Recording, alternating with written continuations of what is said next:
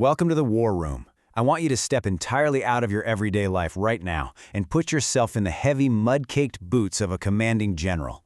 It's the winter of 337 BC, and you are standing on the precipice of the greatest, bloodiest military campaign of antiquity.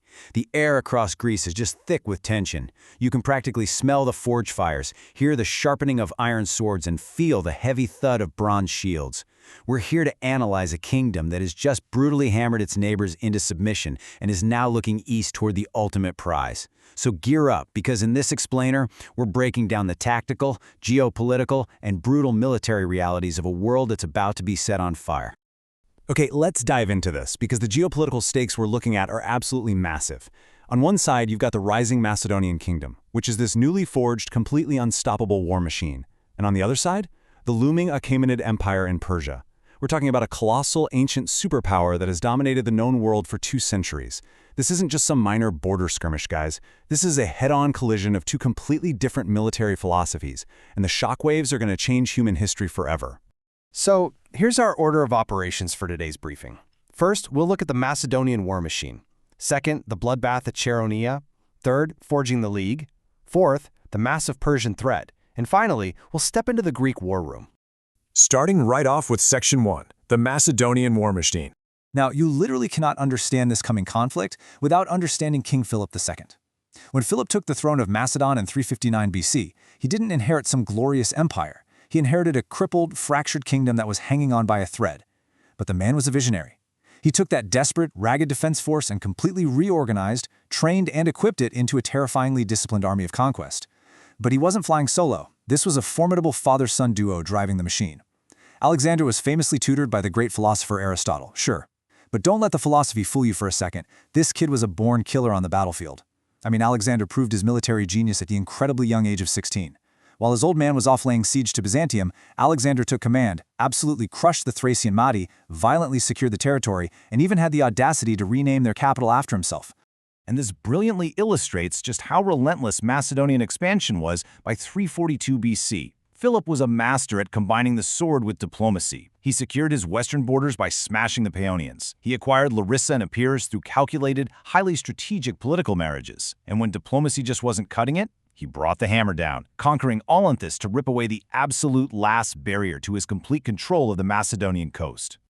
The timeline of this conquest is just non-stop. In 359 BC, Philip takes a broken throne. Just a year later, in 358 BC, he's already pushing out and crushing the Paeonians. By 348 BC, Olynthus falls and the Chalcidian League is completely wiped off the map. This aggressive, unstoppable momentum was a massive shock to the traditional Greek world. And all this intense military buildup, all these hardened veterans forged in battle, led directly to a massive, unavoidable clash with the rest of Greece in 338 BC. Which brings us to Section 2, the Chaeronea bloodbath, Macedon versus Greece.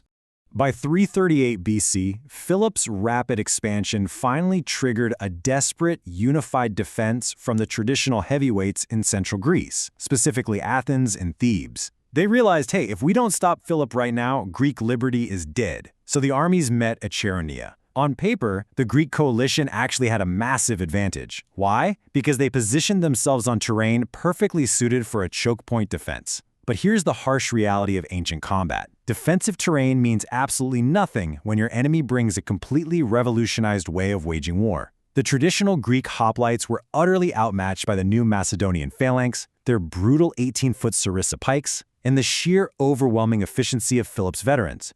And the tipping point of the battle was just absolute carnage. Alexander III completely shredded the sacred band of Thebes.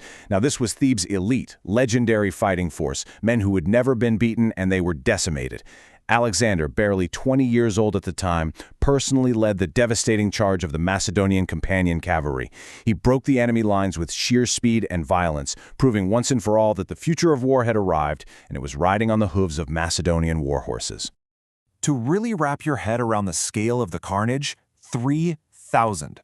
Out of the 6,000 Athenian soldiers who marched out that day to defend their liberty, half of them were either slaughtered in the mud or dragged away in chains as prisoners of war. It was a crushing, catastrophic defeat, one that effectively brought all of independent Greece right to its knees before Philip's boots. Let's move into Section 3, Forging the League of Corinth.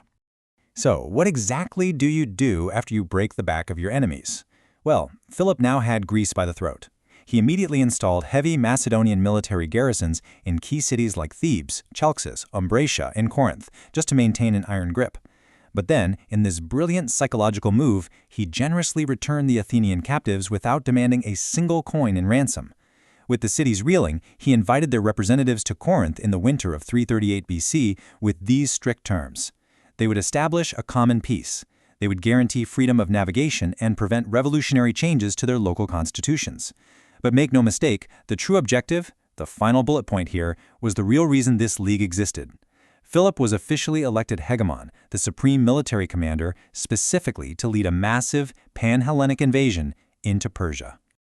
But you really have to read between the lines here. As one historian perfectly notes, while peace was guaranteed on paper under the League's constitution, it was only maintained under the fear of military action. I mean, let's be real. This wasn't some happy brotherhood of willing allies. This was a common peace, strictly enforced by Macedonian spears pointing directly at Greek backs. Because remember, Macedon still held fully armed garrisons right inside their cities. Let's move to and see how this builds into Section 4, the massive Persian threat. All right, so Philip has violently forced Greece into a military coalition, and now they have to turn their swords east.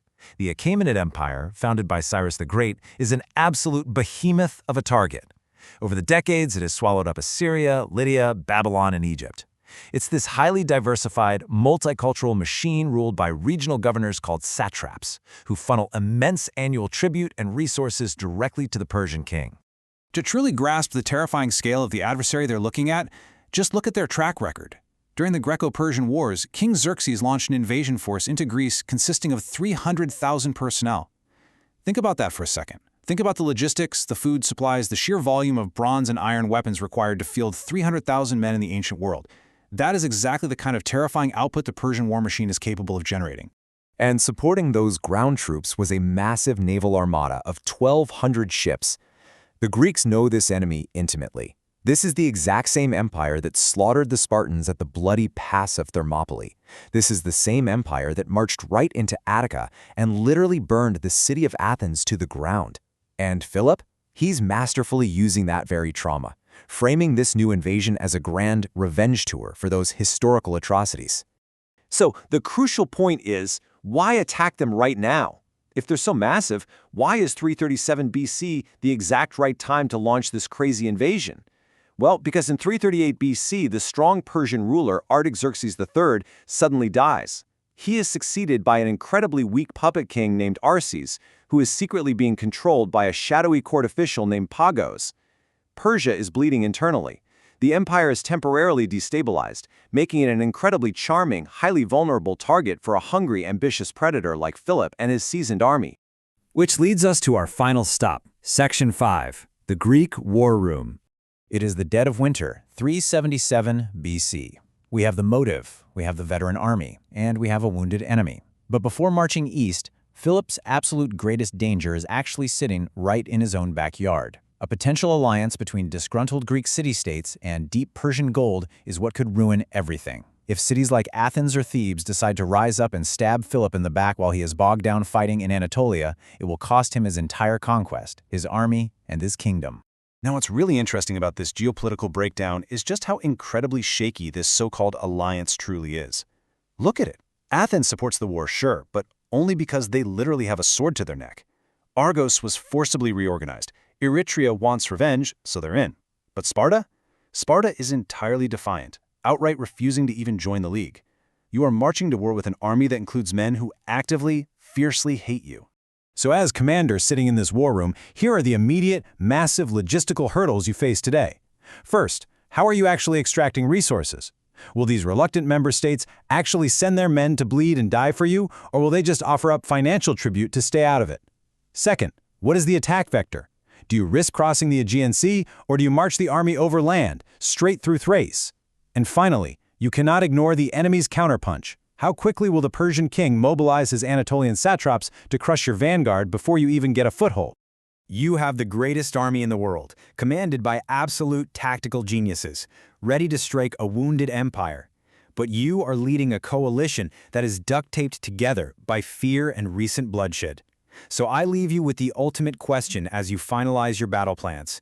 Will this forced alliance of Greek steel actually hold together under pressure, or will it completely shatter against the sheer, overwhelming weight of the Persian Empire?